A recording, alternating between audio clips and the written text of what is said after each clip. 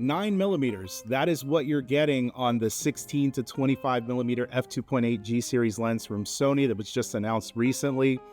I made a video about it on Alpha Universe, and I've seen a lot of content creators making videos about this lens. And a lot of them have a very similar take to what I initially had with this lens.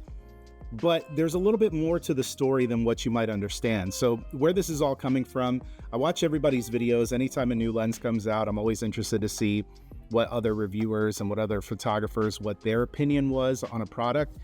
Saw a lot of different videos, and I watched Camera Conspiracies, which if you haven't seen his channel, I'll link it in the description of this video. I love his content, super funny dude. His videos kind of just make it fun, and so highly recommend his channel. But he made a video about this lens, and I think when he was talking about it, he was talking about 9 millimeters not really being that much.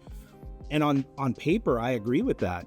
9 millimeters is not a lot, but there's a little bit more to the story than what you're hearing. What most people are not going to tell you is that when you're looking at the focal length that a lens gives you, you have to look at the field of view that those lenses are giving you. So for example, the field of view right now, I'm on that 16 to 25 millimeter lens. I'm at 25 millimeters. If I bring it out, this is what it looks like at 16. And you might think, okay, well, that's 16. This is 25, right? And so you might think, well, maybe you think it's a lot. Maybe you don't think it's a lot. I don't know. Let me know in the comment section. But when you look at the field of view that you're getting at 16 millimeters, that comes out to 107 degrees field of view, right? So that's the difference. This is, let me go to 16. This is 16 millimeters, so you're getting 107 degree field of view.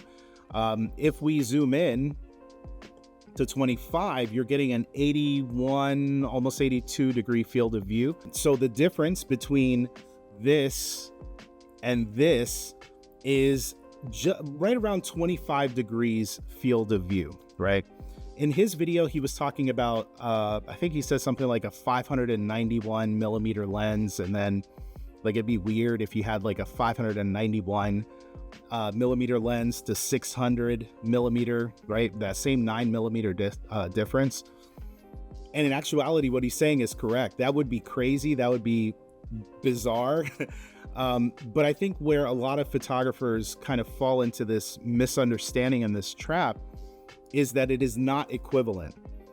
The difference between 591 millimeters and 600 millimeters is a 1 degree difference. One degree difference in terms of the field of view. So of course, you're not going to see that big of a difference if you zoom in from 591 to 600, right? It is barely a difference. What's the difference in terms of 16 to 25? We're talking about a 25 degree difference from 16 to 25 millimeters. So what would be a more appropriate difference if we were looking at it on the telephoto side?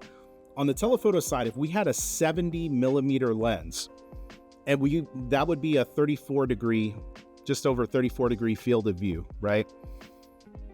If we wanted to kind of make the equivalent, but on the telephoto side, right? We're on the wide angle side with 9 millimeters.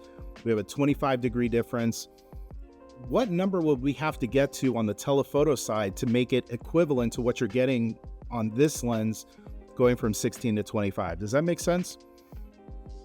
You would have to go, let's say if it was 70 to 100. Now that doesn't work. That's still not 25 degrees difference. Maybe 70 to 200, which is a very common lens. Still, that's not giving you the 25 degree difference on the telephoto side. You would have to go and make a 70 to 275 millimeter lens in order to achieve a 25 degree field of view difference. 70 to 275, that's a lot, right? 205 millimeter difference on the telephoto side to give you the equivalent of what you're getting in terms of the field of view on a 16 to 25 millimeter lens. So all of this to say, listen, I think the lens is really cool. I think if you have any of the compact lenses or the compact bodies like the Alpha 7C2 Alpha 7CR.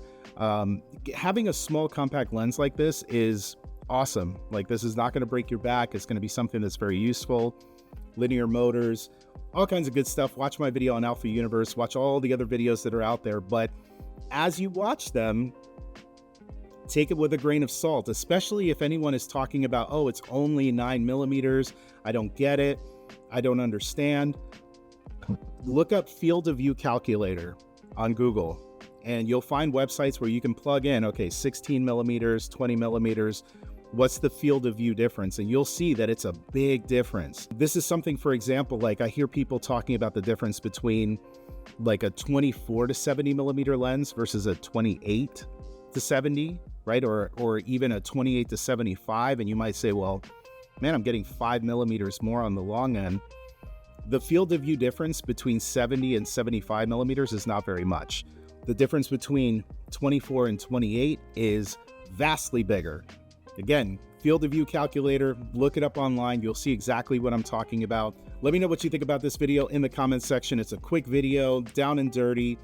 Definitely go check out Camera Conspiracies. Check out all the other content creators that have talked about this lens, because even though the narrative has been that it's not a very exciting lens, for me personally, being an A7CR user, I'm excited for this lens. I'm using it now for video. I think it's fantastic. But if you have any questions, let me know in the comment section. See you in the next video.